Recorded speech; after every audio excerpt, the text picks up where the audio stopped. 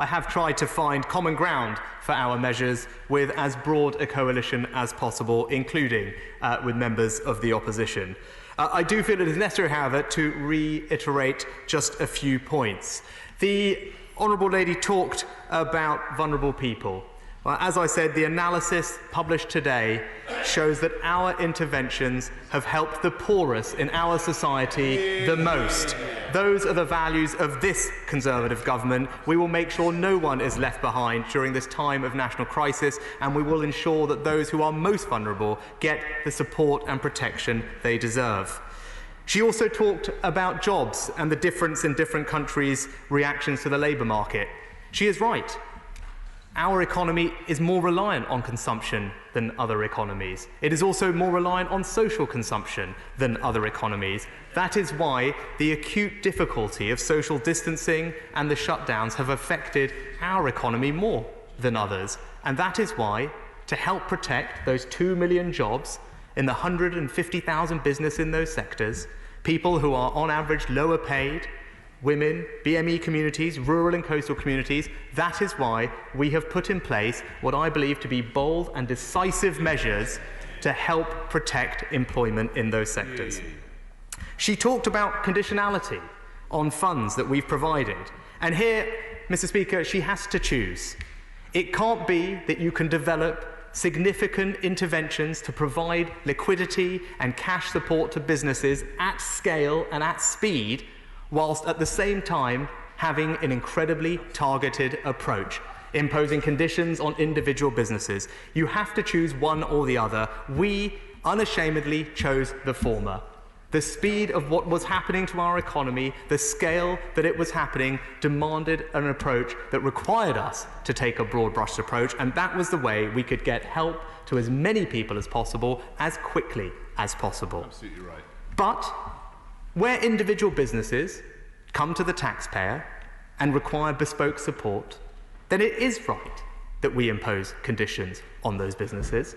And I have been very clear that that's what I would do, and indeed, that is what we have done. Without going into the details, as that would be inappropriate, such interventions will come with conditions. Conditions around executive pay, protecting employment, climate change obligations, how supply chain and small businesses are treated, and obligations around tax. Those are all commitments and conditions that the taxpayer would expect us to do in those situations, and that is what we have done in the one instance where the support has been provided thus far, and is what we will do for any future support. She talked about a green recovery. This government is proud of its record on our environment. She talks about Germany. She talks about other countries. Mr. Speaker, when I stood here in March, we outlined one of the most ambitious and far-reaching investment programs in our environment and in tackling net zero from any government this country has seen. Carbon capture and storage, the Nature for Climate Fund, investing to further the support for electric vehicles, new charging stations, tackling air quality, taxes on polluters. Those are all measures we have already taken. I'm glad other countries are catching up. We have decarbonised faster than almost every other European country. It is a record on this side of the House we are proud of.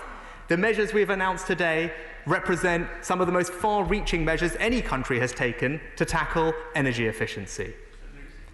They will provide thousands of pounds of grants for homeowners up and down the country to create local jobs and ensure that we can reduce carbon emissions from our housing stock, which today account for almost a fifth of all our emissions. This is something that the Committee on Climate Change has said we must address. In our manifesto, we committed to addressing it. And rather than waiting to get started, rather than the 5-year plan outlined in our manifesto, we are getting on with it today. Mr. Speaker, the Honourable Lady spoke about furlough. And here again, I make no apology for the fact that we must and should wind down this scheme. I'm glad that today the OECD have made clear that they also believe wage support schemes must be carefully wound down in order to get people back to work, to protect jobs and return to growth. And I see that I see the Honourable Lady opposite has moved around on this issue. She herself said at the end of May that a targeted approach would, in her words, pose challenges and force hard choices. I haven't heard from the Honourable Lady how she would solve those challenges and hard choices, but we remain committed to protecting people in their jobs. We understand that those businesses who have had to furlough employees have been through a difficult time, which is why today we outlined a £9 billion policy, the job retention bonus, to support workers and to support businesses who bring those furloughed workers back. And lastly, she talked about the Future Jobs Fund. Mr. Speaker, I am guided by the evidence. Parts of that scheme did work well, and I am not dogmatic. I will do what works. But there are major differences to the Kickstarter scheme. The Kickstarter scheme will be bigger. It will be helping more young people. It will be broader, involving the private sector, and it will be better value for the taxpayer, ensuring less money is spent on administration fees and more money in the pockets of young people working. Mr. Speaker, we have questions from the member opposite. We have opinions from the member opposite. Last week, we even had tests from the member opposite. The one thing we don't have from the member opposite is a plan. I closed my statement by saying this government was making an unambiguous choice to make this moment meaningful for our country. Now, the party opposite must choose. Do they believe, as we do, that Britain has the energy and power to bounce back?